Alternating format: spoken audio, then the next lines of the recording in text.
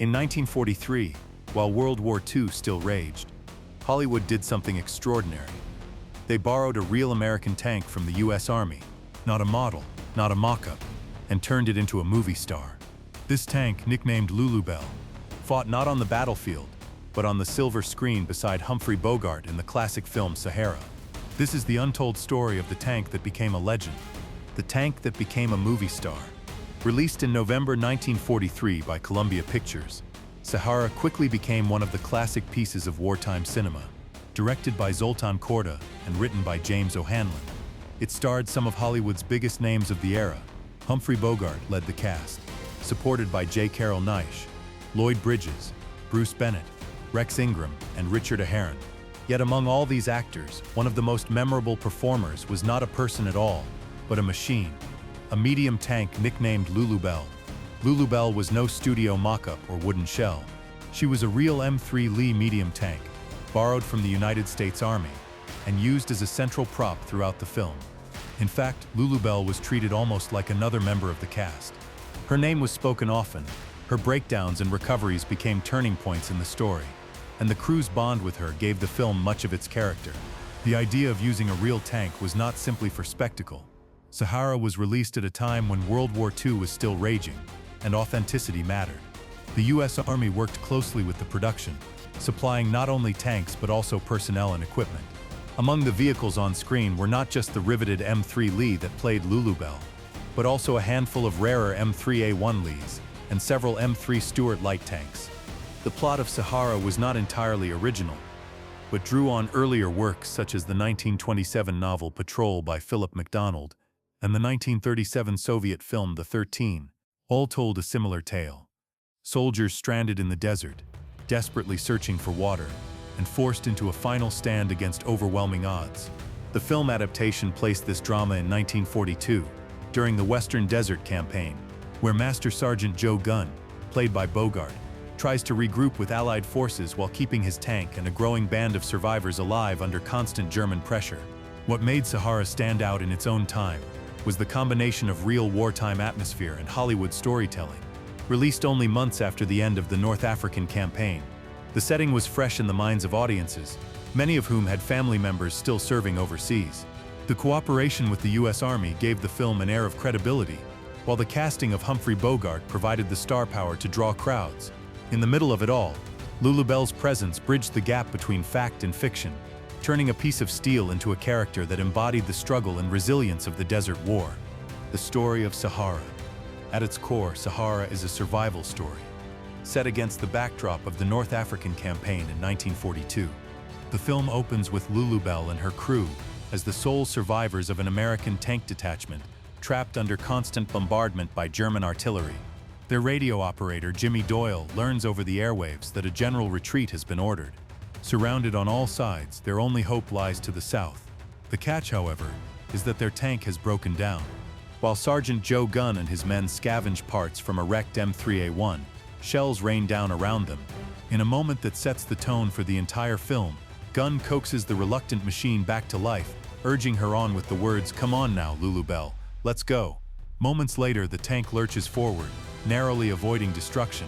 Their escape is short-lived, for they soon encounter a ruined hospital camp, devastated by Stuka dive bombers.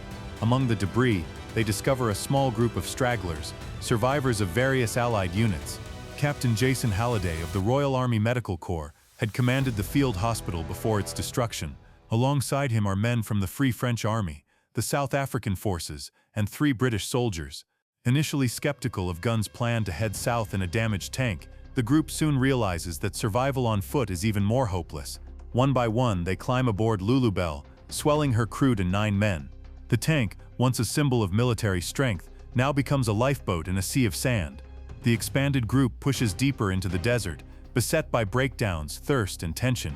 Disagreements over rationing water bring tempers to the surface, but Gunn asserts his authority, backed by Halliday, who yields command of the group to the sergeant for the sake of unity. Along the way, they encounter new companions, Sergeant Major Tambule of the 4th Sudanese Battalion, and Giuseppe, an Italian prisoner of war. Both are reluctantly brought into the fold, further testing the balance of trust within the group. Danger follows closely. A German fighter strafes the tank in a harrowing sequence that leaves one of the men wounded, but also delivers an unexpected prisoner, Captain von Schlettow, the downed pilot. From him they learn that Tobruk has fallen, and that German troops are advancing rapidly. Desperation grows as their search for water leads only to dry wells, and even as the men bury their dead, new orders arrive by radio: there will be no further retreat. The army must stand at El Alamein. Despite grief and exhaustion, the men push onward to the ruins of Bir Akrama, where a half-buried well offers the faintest hope of survival. Yet the Germans are on their trail, drawn by the same promise of water. At Bir Akrama, Gunn and his men prepare for a last stand. With Lulu Bell dug in among the ruins, and their ragtag company bound together by necessity, the stage is set for a battle that will test not only their courage, but their endurance in the face of impossible odds. The real tanks behind the camera. Although Sahara told a fictional story, the machines on screen were very real. The Star Lulubelle was a standard M3 Lee medium tank built with riveted construction, most likely produced by Chrysler in 1941. The authenticity of her presence was underscored by her registration number, USAW3012, which appears to have been genuine rather than a studio invention. This tank carried several modifications: Grouser stowage boxes, rear bins, and altered exhausts and air cleaners that reflected the evolving design of the M3 as it was updated in service. Interestingly, Lulu Bell was not the only M3 to appear in the film. The production also featured the rarer M3A1 variant, easily recognized by its fully cast superstructure. These tanks had a rounded, bulbous appearance compared to the riveted hull of the standard Lee. Built in small numbers by the American Locomotive Company, only about 300 M3A1s were ever produced. Their inclusion in the film gave sharp-eyed viewers a chance to see both major versions of the M3 in action on screen. The roster did not end there. Early model M3 Stuart light tanks also appeared, along with several M3 half-tracks. Together they formed a credible representation of the kind of armored force the Allies deployed in North Africa, even if the story itself was not strictly historical. Their presence also gave Sahara an impressive sense of scale. Instead of cardboard cutouts or scaled-down models, audiences saw actual steel vehicles maneuvering in the desert, which lent the movie a level of authenticity unmatched by many wartime productions. One distinctive feature of Lulubelle's own hull is particularly noteworthy. She retained a pair of .20-caliber Browning machine guns fixed into the glacis plate, a vestige carried over from the earlier M2 medium tank. Intended to be fired by the driver and reloaded by the radio operator, these weapons were judged impractical and were removed from most vehicles by the time the M3 saw widespread service. Yet in the film, their presence proved unexpectedly useful. The extra Browning provided the crew with a much-needed weapon during their defense of Bir Akrama. All of these vehicles were supplied to the filmmakers by the U.S. Army's 4th Armored Division, which was then training in the harsh terrain of the California-Arizona maneuver area. In fact, the division not only loaned tanks but also provided the trucks, weapons, and even 100 of its soldiers to serve as extras portraying German troops.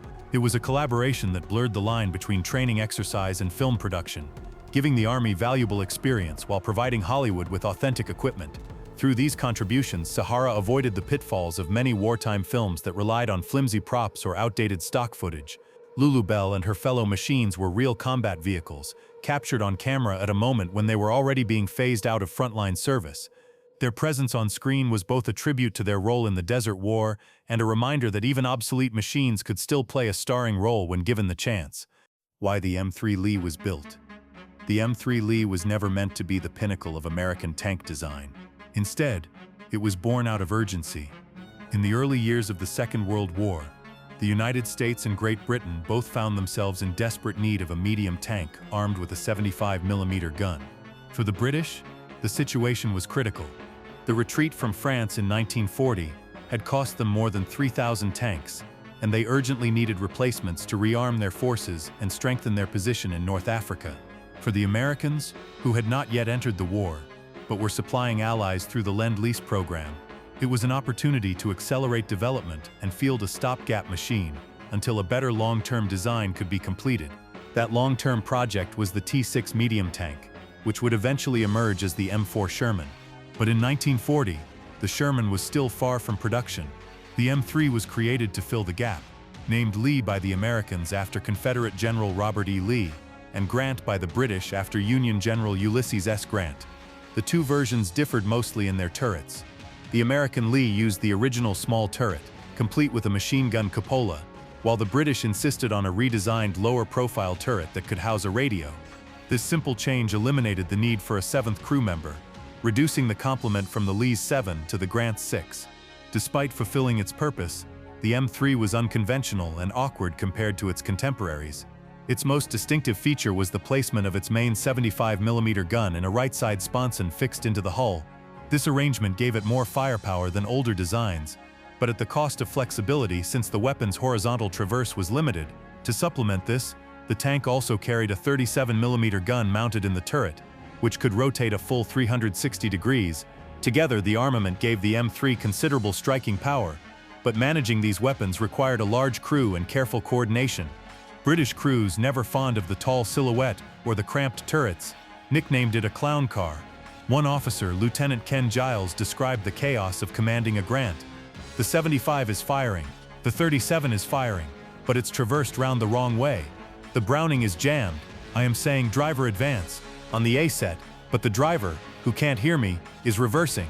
And as I look over the top of the turret and see 12 enemy tanks 50 yards away, someone hands me a cheese sandwich. For all its shortcomings, the M3 had the right qualities at the right time.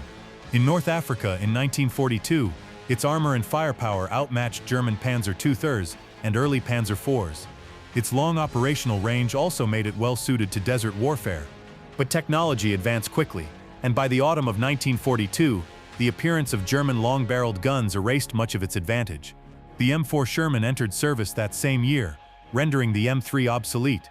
Even so, the M3 played an important role beyond North Africa. Britain shipped large numbers to India and Australia, where they proved effective against the Japanese. Others went to the Soviet Union under Lend-Lease, though Soviet crews gave it the grim nickname "a coffin for 7 brothers." By the end of the war, the M3 was largely relegated to secondary roles, command tanks, recovery vehicles, and even specialized conversions. But for a brief moment in 1942, it had been a critical weapon, and in 1943, through the lens of Hollywood, it became something more, a symbol, immortalized on screen as Lulu Bell. Inside the M3 Lee's design. When viewed against other tanks of its time, the M3 Lee was an odd-looking machine. Its high silhouette, protruding sponson gun, and multiple turrets made it appear bulky and ungainly. Yet this unusual design was the direct result of a race against time. America and Britain needed a tank armed with a 75mm gun immediately, and the M3 was the quickest way to deliver it. The Lee's most striking feature was its 75mm main gun, fixed into the right-hand side of the hull. Unlike later tanks, it could not traverse a full circle, but was instead limited to about 15 degrees left and right. It could elevate between -9 degrees and +19 degrees, firing armor-piercing and high-explosive shells. Early models mounted the short M2 75mm, while later versions used the higher-velocity M3 75mm, which could penetrate over 117mm of armor at 500 yards, a respectable figure for 1942. On top of this, the Lee mounted a 37mm gun and a small turret that could rotate 360 degrees. With a vertical traverse from -7 degrees to +60 degrees, it was a flexible weapon, capable of firing not only armor-piercing and high-explosive shells, but also canister rounds. A Browning .30 caliber machine gun was mounted coaxially with it, and another was fixed in a cupola atop the turret, providing even more firepower. Combined with the hull gun, these weapons gave the M3 a complex but formidable punch. This armament required a large crew to manage effectively. The American Lee needed 7 men: commander, 2 gunners, 2 loaders, a driver, and a radio operator. The British Grant reduced this to 6 by moving the radio into the turret, eliminating the need for a dedicated operator. Still, the workload was heavy, and coordination under fire was difficult. British crews often complained about the cramped interior and the lack of proper communication, with one famously describing the chaos of fighting inside the tank while someone handed him a cheese sandwich. In terms of protection, the M3 carried armor up to 50mm thick, with the cast turret and sloped plates providing some extra resilience. At the time of its debut, this was enough to shrug off the short-barreled guns of German Panzer IIs and IVs, though the balance shifted once longer German weapons entered the battlefield. The tank was powered by a Wright Continental R975 radial engine, producing between 340 and 400 horsepower. This drove the 30-ton vehicle to a top speed of around 26 miles per hour, respectable for a machine of its weight. Suspension was provided by the early type of vertical volute spring suspension, with 3 double-wheel bogies per side. Dimensionally, the Lee was a tall machine, standing over 10 feet high, more than 18 feet long, and nearly 9 feet wide. Its bulk was a constant disadvantage in combat, making it an easy target on the open desert battlefield. Yet its endurance and range were praised, and in 1942 it gave the Allies the breathing room they needed. The M3 was never elegant, but it was effective. It represented compromise, improvisation, and urgency, qualities that defined the early years of the war, and though it was quickly overshadowed by the Sherman, its design quirks and battlefield service ensured it would not be forgotten. Thanks to Sahara, the ungainly Lee was transformed from a stopgap weapon into a cinematic icon, remembered as much for its Hollywood role as for its service in North Africa. How the M3 performed in combat. The M3 Lee entered American service in late 1941, just months before the United States formally entered the war. But it was with Britain's 8th Army in North Africa that the tank first saw real action. In May 1942, British armored regiments took the M3 into combat against the German Panzer divisions. For a brief moment, the new arrival gave the Allies a powerful advantage. In those early battles, the Lee's thick armor and heavy 75mm gun outclassed the weapons of its opponents. German Panzer IIIs and short-barreled Panzer IVs could not reliably penetrate the M3's frontal armor, while the American gun could pierce their defenses at ranges where German tanks struggled to reply.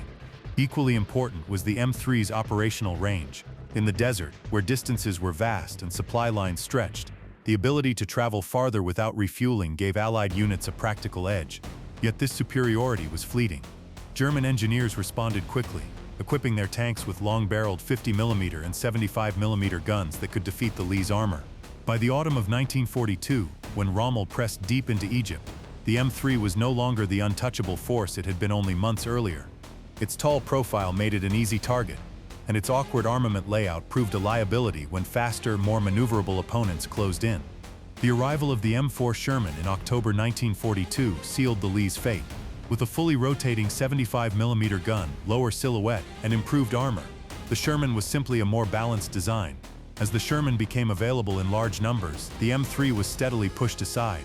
By the end of 1942, it was already considered obsolete in the North African theater. Still, the M3 did not vanish from the war. Instead, it found new life in other roles and regions. In Britain's Empire armies, large numbers of M3s were shipped to India and Australia. There, the tank proved far more successful against Japanese forces, who lacked the heavy anti-tank guns of the Germans. In the jungles of Burma and on the islands of the Pacific, the M3's firepower and armor made it a formidable opponent. Many of these vehicles remained in use until the very end of the war in 1945. Other M3s were repurposed into specialized vehicles. Some were converted into command tanks, fitted with extra radios and used to coordinate armored units. Others were rebuilt as armored recovery vehicles, pulling disabled machines from the battlefield. Later still, obsolete hulls were transformed into canal defense light carriers, mounting powerful searchlights instead of guns. In these varied roles, the M3 continued to serve even as newer designs replaced it on the front lines. Not every ally welcomed the Lee with open arms. Under Lend-Lease, the Soviet Union received shipments of M3s, but they were far from impressed. The tank's towering profile and awkward fighting compartment drew scorn, and Soviet crews reportedly gave it the grim nickname, "a coffin for 7 brothers." While later historians suggest this phrase was likely Cold War-era rhetoric, it reflects the poor reputation the tank carried in Soviet service. The M3's combat career was therefore a story of contrasts. In 1942, it gave the Allies a much-needed stopgap weapon, one that could stand up to German armor at a critical moment. But as the war advanced, it was outclassed and shifted to secondary roles. Its time in the spotlight was short, yet decisive. And though overshadowed by the Sherman in military history, the M3 achieved something unique in popular memory. Through Sahara, it lived on not only as a tank, but as a film legend, Lulu Bell as a character. Unlike most war films of its time, Sahara gave a tank a personality of its own. Lulu Bell was not just a backdrop for the action. She was treated as a character, complete with a name, dialogue directed at her, and a presence that shaped the story. From the opening scenes, the crew speaks of her as though she were alive, coaxing her into motion, cursing her breakdowns, and praising her resilience when she roars back to life under fire. The film begins with Lulu Bell and her crew as the last survivors of a U.S. tank detachment, battered by German artillery. As shells land around them, the crew fights to bring her back into action. Radio operator Jimmy Doyle relays orders to escape south, but the tank won't start. Gunn and his men scramble to salvage parts from a wrecked M3A1, while machine gunner Waco struggles to make her engine turn over. At the last moment, Gunn himself climbs inside, pleading with her to move. "Come on now, Lulu Bell, let's go." To the crew's relief, the tank lurches forward just as another shell strikes nearby. The moment cements her role as more than just a machine. She is a partner in their survival. That bond deepens as new men join the group. When British soldier Marty Williams sneers that they'd be better off on foot than in that tin hearse, Gunn fiercely defends her. She's not made of tin. And she's no hearse. She's an M3 air-cooled job that can cross 200 miles of desert as easy as you walk around Piccadilly Circus. His defense is not simply about machinery. For Gunn, Lulu Bell represents strength, mobility, and the only chance of survival in the desert. The men may argue among themselves, but their fate is tied to her endurance. Throughout the march south, Lulu Bell becomes a lifeline. Her engine failures are moments of crisis, forcing the crew to stop in the blazing sun. When she breaks down again on a dune, the soldiers take the chance to eat rations, sip water, and debate leadership until repairs restore their hope. Each time she stalls and then revives, it feels as though the group itself has been brought back from the edge. The tank also becomes a stage for the relationships among the men. Survivors from the Free French, the South African Army, and the British troops ride her roof in the scorching heat, sharing cigarettes, stories, and doubts. New allies, Sergeant Major Tambul of the Sudanese Battalion, and Giuseppe, the Italian prisoner, climb aboard reluctantly, further stretching the limits of space and supplies. Yet Lulubelle carries them all, a battered ark moving through the desert. Even in battle, her role is central. When a German fighter dives from the sky, men scatter beneath her hull as bullets ricochet off her armor. From her turret and machine guns, the crew fires back wildly until luck brings the enemy aircraft down. Later, she is dug into the ruins of Bira Kroma, disguised with a parachute, and turned into the heart of the Allied defense. In every crisis, it is Lulubelle's steel bulk that shields the men, her weapons that give them a fighting chance, and her presence that unites them. By the time the film reaches its climax, the audience has come to see her not just as a machine, but as a companion who shares the burden of survival. Lulu Bell is the silent cast member who never speaks a word, yet defines the story. In the harsh desert of Sahara, she is both home and fortress, the last symbol of hope against impossible odds. Fact versus fiction in the story. Although Sahara is a work of fiction, its story was carefully framed within real events of the North African campaign. The narrative is bracketed by truth, anchored between two major battles, the Battle of Gazala in June 1942, and the First Battle of El Alamein in July of the same year. By tying the fictional struggle of Gunn and his crew to these genuine historical moments, the film gave audiences a story that felt both thrilling and authentic. The film's opening sequence, Lulu Bell breaking down amid a field of destroyed tanks, likely represents the aftermath of Gazala. That battle, fought near the Libyan coast west of Tobruk, was a major defeat for the British 8th Army. Axis forces under General Erwin Rommel's Panzer Army Africa, supported by the Italian Gruppo Corazzato Africa, surrounded and routed the British, forcing them to abandon much of their equipment. Tobruk itself was captured, giving the Axis a vital port and control over the region. Yet amid the disaster, there was a small but notable American presence. A squadron of 3 M3 Lees from the U.S. 1st Armored Division, commanded by Major Henry Cabot Lodge Jr., fought alongside the British. Time magazine later reported these as the first Americans to engage and defeat German land forces in the war. It was a reminder that, even before U.S. forces arrived in large numbers, Americans were already learning hard lessons in desert warfare. Sahara reflects this reality in its opening crawl, which notes that American crews joined the British 8th Army to gain experience under actual battle conditions. From there, the film shifts to its fictional desert odyssey, but once again, history forms the backdrop. The radio message received by Gunn's crew midway through the story, ordering all Allied units to halt and stand their ground, echoes the reality of July 1942. At El Alamein, British and Commonwealth forces finally stopped Rommel's advance into Egypt. Though the battle ended in stalemate, it marked the first time his offensive had been decisively checked. The ground gained in that defense would later set the stage for the Second Battle of El Alamein, where the Allies would finally drive Axis forces from North Africa. This careful blending of real and imagined events gave Sahara a unique power. Released in November 1943, only 6 months after the final surrender of Axis forces in Tunisia, the war in North Africa was still fresh in the public mind. Many in the audience had family members who had fought in those same deserts. By rooting Gunn's fictional stand at Bir Akrama in the shadow of Ghazala and El Alamein, the filmmakers created a story that felt not only possible, but symbolic. Lulu Bell and her crew became stand-ins for all the small, desperate groups who delayed the enemy just long enough for the tide of war to turn. The 4th Armored Division's role. While Sahara is remembered as a Hollywood war classic, its authenticity owed much to the direct involvement of the U.S. Army. The film was shot in Imperial County, California, using the arid landscape of the Anza Borrego Desert State Park near the Salton Sea. The location was chosen not only for its resemblance to North Africa, but also for its proximity to the Desert Training Center, where American troops were being prepared for combat in similar conditions. At the time, the 4th Armored Division was stationed at Camp Granite, about 65 miles from the Salton Sea. Established in 1942, the Desert Training Center, also called the California-Arizona Maneuver Area, was created to toughen soldiers and test equipment under desert conditions. For the men of the 4th Armored, it was a proving ground before heading overseas. For the filmmakers, it was an opportunity to borrow not only vehicles but also manpower directly from an active division. The cooperation was extensive. The 4th Armored Division supplied the tanks, trucks, half-tracks, and weapons that gave Sahara its sense of realism. More than that, around 100 men from the division's 84th Reconnaissance Battalion were cast as extras, portraying the attacking German troops in the climactic battles. The film was later dedicated to the IV Armored Corps of the Army Ground Forces, the larger training organization to which the 4th was attached. Central to this collaboration was the tank chosen to play Lulu Bell. Records suggest she was the only standard M3 Lee used in the production, while most of the other Lees on screen were M3A1 cast hull variants.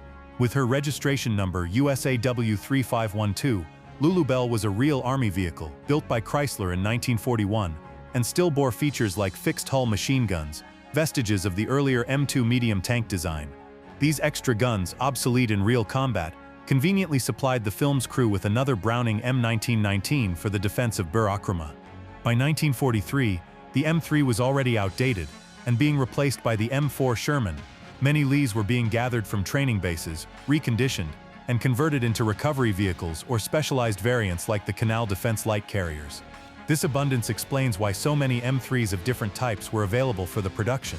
The Army gained useful training in operating and maneuvering the vehicles under desert conditions, while Columbia Pictures benefited from a level of authenticity that few other wartime films could match.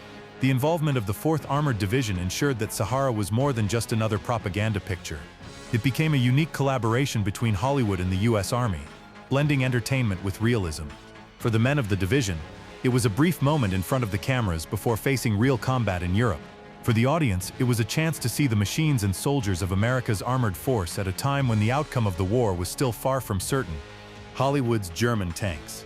One of the biggest challenges facing the filmmakers of Sahara was how to portray the enemy's equipment. In 1943, authentic German tanks and aircraft were not available in the United States. The war was still raging, and capturing vehicles intact was rare, let alone shipping them across the Atlantic for use in Hollywood.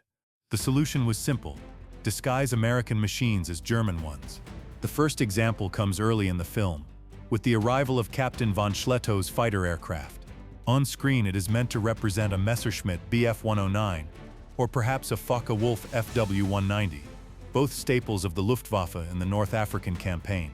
In reality, the production used an early P-51B Mustang, painted with German markings to pass as an enemy fighter. The choice was practical. Mustangs were plentiful in the American Southwest, with Rice Army Airfield only 73 miles away from the filming location at the Salton Sea. From there, it was a short hop for an aircraft to appear in the movie, making it a convincing stand-in for a German plane.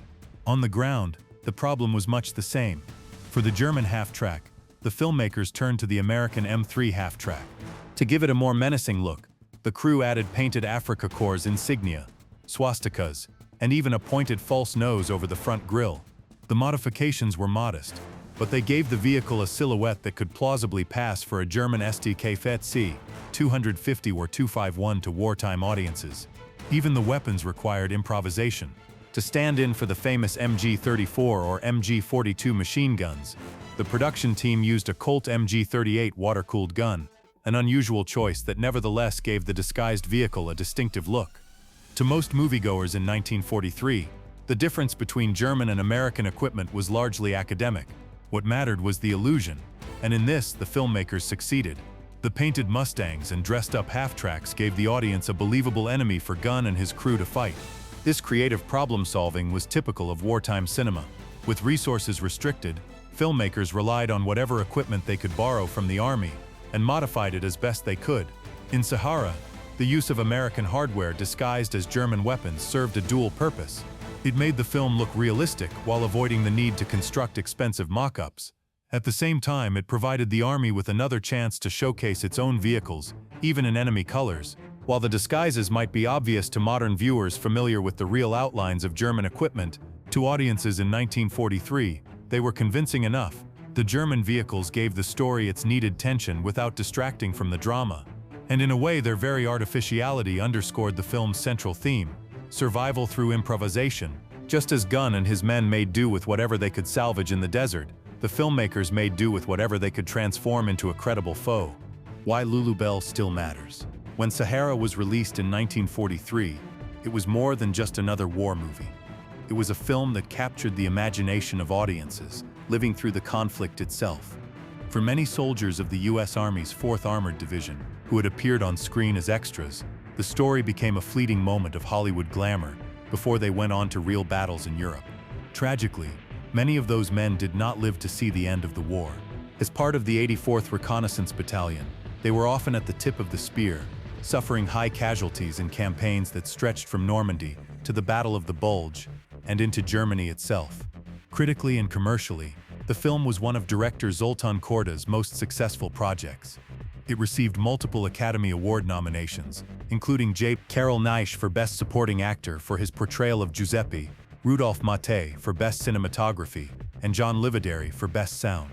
Even without winning, the nominations reflected how strongly Sahara resonated with both audiences and critics. Over time, the film cemented its reputation as a classic. Decades later, directors and filmmakers continued to acknowledge its influence.